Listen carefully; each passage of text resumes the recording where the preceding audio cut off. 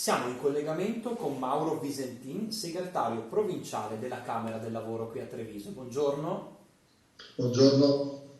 Con lei parleremo ovviamente degli effetti di questa crisi, di questa pandemia sul lavoro in provincia di Treviso, ma possiamo dire in tutta Italia, in tutta Europa.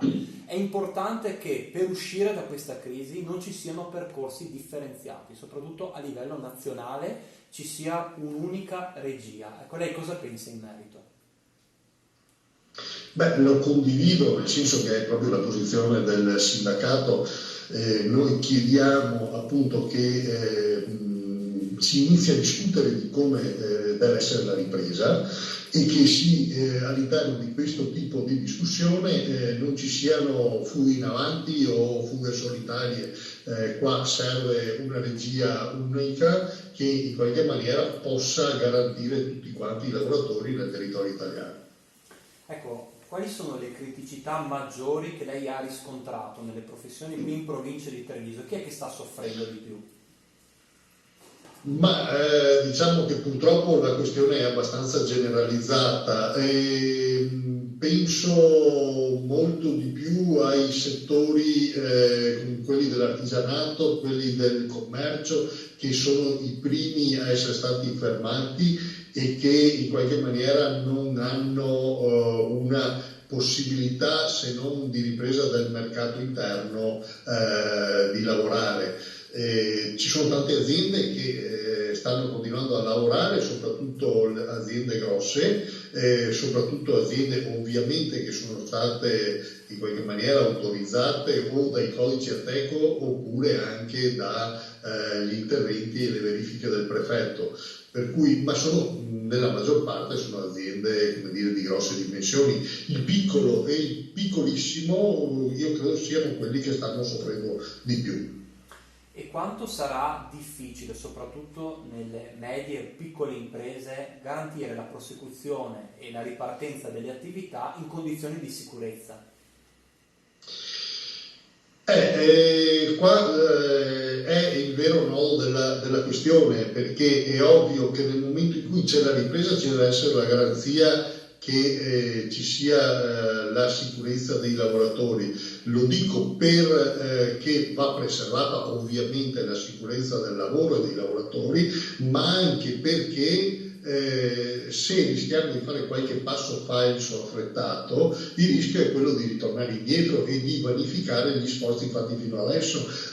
Non ultimi anche la quantità economica riversata, perché non possiamo dire che le istituzioni in questo periodo non hanno messo a disposizione delle sostanze economiche importanti.